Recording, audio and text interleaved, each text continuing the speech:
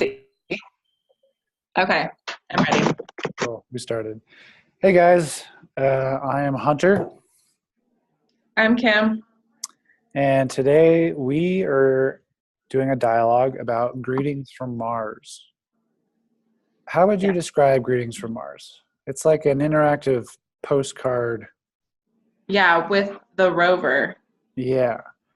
And So the basic idea is here. Let me share my screen. So I haven't seen anyone else do this subject yet. So I don't know if we're the first, at least, or maybe I'm not paying attention. But I'll give you guys a quick look in case you haven't seen it yet. Uh,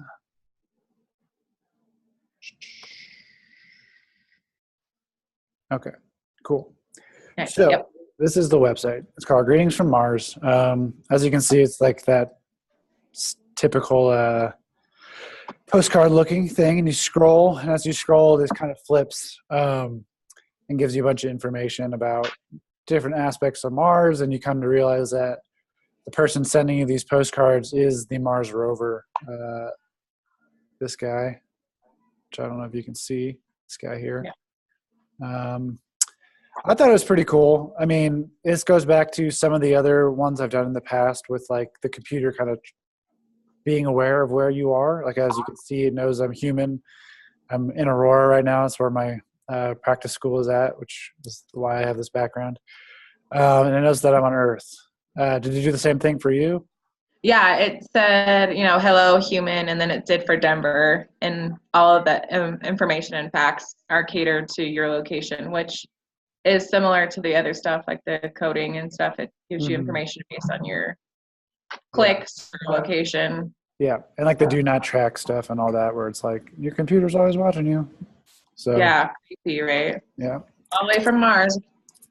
Okay. So, just to give you guys a brief overview, it's told from the point of view of the Curiosity rover. This is told in real time too. So a lot of these facts that we're seeing on the site, like it talks about like wind patterns were in Aurora versus Mars at the time, and these are constantly updated. So I think the latest it was updated was the 21st, so 4 days ago.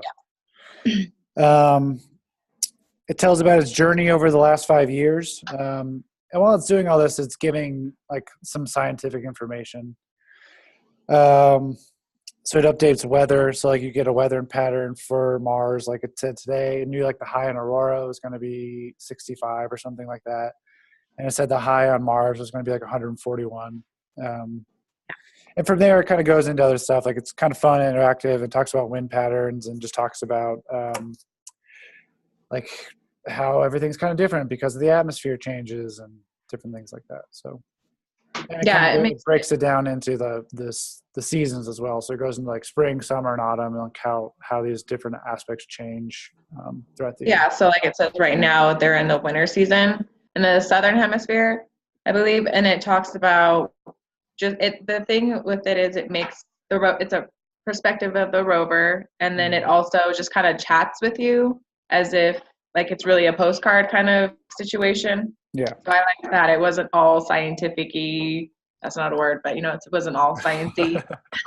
So like just not like vomiting science stuff at you. It made Yeah. it like personable, and it was interactive, and I like the way it flipped, and it showed you um, different charts. It showed you samples of the last few months as far as like wind patterns, or it shows you how different the temperature changes during the day and how it would look like in on Earth if that was to happen, the fluctuation in degrees. So it made it interesting. Yeah, for sure. And it was shorter. This is the shortest one I've done for sure. Yeah. It took like it probably took me 10, 15 minutes to get through the whole thing, like reading everything and kind of looking at the data and all that. So Yep, me too. So first question I have for you, did you like it or dislike it? Did you like the style and format and all that? I liked it. It's not something, or any of the information is not something I would come across or care to look at Yeah. otherwise. So the way they put it together was definitely beneficial. I'm not a super science person, especially when it comes to Mars. It's not a planet I like seek out. However, for the way that it's set up and for the way the facts are presented and just how interactive it looks. And the idea of just like sending a greeting card from the rover to us humans, I thought that was really cute. Yeah, me too. I thought like the format of the site itself and this kind of like interactive scrolling thing was awesome, and it could be used for a lot of other storytelling. Like this could have been like a really cool way to explore like a pen pal thing, or you know what I mean, like just something different where you could like exchange back and forth these postcards and like tell a story. Like this was done in a very scientific aspect, but this could have been done in so many ways that would have been a lot of fun. I agree. So how might this, I kind of got into that a little bit. So how might this topic or story be used to shape your own teaching and learning? And I think you kind of touched on that too. Like this is great. This would be great for a science classroom. Necessarily like in my English classroom, I don't see this particular one coming into play, but like something like it could be a lot of fun. For social studies, I was thinking of, like a fun assessment to do. Like they could write a postcard to, I don't know, some person in history, and they tell them like, oh, how was it in your time? And this is how it is in my time. And then maybe someone in the classroom is that person, and you kind of exchange facts, and you do like, well, this is my day-to-day life. And or you could have a person do both sides, and so you have to do how is the day-to-day living and thinking from this part of history to this part of history, and you're having like this dialogue that is occurring. So I was thinking just like in that kind of way, it could make it kind of fun because you have to like role play this person in this time period, and then you have to explain it, and you have to explain your own and view your own time period from a different perspective, so that you can tell someone who's never seen a cell phone, like, we have cell phones and this is what a cell phone is. And it just helps you like be a little bit more critical about how your society works, and how would you describe modern day technologies and ideas to someone who would have no point of reference for it. So in that kind of aspect, I think they would be fun, different way to try something out. Yeah, that would be awesome. I didn't really think about it like that. Or from like an anthropological point of view, like if you could somehow like set up a pen pal system between schools, like on different continents or whatever, that'd be kind of fun to do something like that too. Yeah, definitely. Well, this one in particular, the Greetings from Mars, the only thing that came to mind for like my English classroom would be like if we read The Martian, which is a great book that I really enjoyed and think high schoolers would have a lot of fun with, like doing something like this as like a fun side activity, or like connecting two ideas together would be fun as well. What was your biggest takeaway? I think the simplicity of it, because it was pretty simple. It got across really important facts that are important to like get to know Mars and what the rover is there for. So it got you the information in a quick, easy format. So I think for me, that was my biggest takeaway, is how do you make something adaptable so it's quick and easy and you can get through it in 10 to 15 minutes. And just thinking about sometimes lessons or assessments in the most like basic but also effective format. Yeah, for sure. I didn't even think about, like you just said, assessments. Like I wonder if when it's created Earth, oh God, I wonder if it's sorry, I'm just reading this bottom blurb thing. I'm saying if it tells us like, how this was made. Because like if it had that access, which I'm not seeing. Yeah, I'm not seeing exactly what this was made with. They have some like weather for programs that they listed at the bottom. I don't remember what it said, but yeah, I'm just saying like I don't see like exactly how this is. Yeah. But like something like this would be so much fun to do. Like just like a different way to have kids express their learning. If like we could figure out how the site was made, if this was like a certain program that was accessible and easy to use, like that'd be a lot of fun too. Yeah, accessible and easy to use. That's like really important for my kind of classroom. Easy to use, where I don't have to spend like half the class period explaining it. For sure. They just scroll down and bam, all your information's right there. Yeah, exactly. Do you have any other questions? Or do you have any other questions, or did you notice anything that you wanted to talk about with this? No, I mean, it was like we said earlier, it was like one of the shortest ones, and it was really straightforward. Yeah, for sure.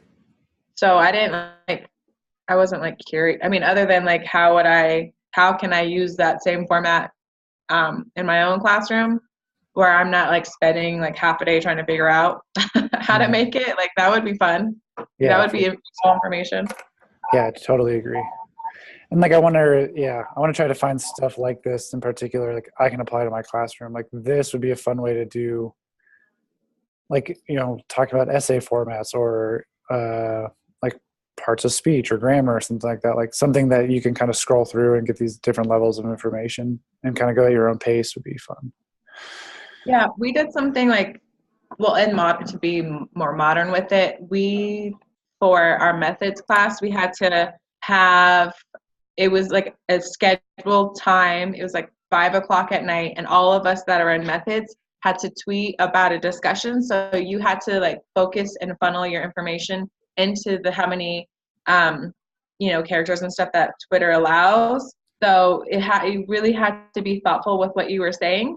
So it kind of reminded me of that, where a postcard is only so big, so you have to be careful. You have to like choose what you're gonna say and what's most important. And that's like with this Twitter discussion that we had. It was like for a half an hour or 45 minutes, and it was about gun control. And we had to tweet about our positions on gun control, and we had to just tweet back and forth. And it was really cool, and it was really like fun and exciting to be a part of. And I haven't done anything else like it. But I was thinking like with the postcards, you could kind of have something, the whole idea of you have to choose what information you want people to know and what information is most important. So just having that kind of mind frame when you're talking about a subject or when you're talking about a lesson, even like sometimes with history, like planning my lessons, because we have that freedom, I can choose whatever I want as long as it is referencing the standards and I'm getting that knowledge across. Yeah, But I can spend hours looking up information, and I have to be really particular with what am I trying to teach the students? What do I need them to learn and take away from this lesson? And what information is most important? Yeah. So it helped me think about that. Yeah, that's very true, because I've definitely fallen into that rabbit hole of like starting to plan something, and then 4 hours later, you're like, wait a minute, I'm way off of where I originally thought this was going.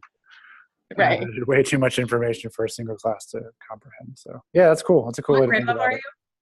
I'm in 11th now. Oh, okay. I'm in 7th. I was in 7th last semester.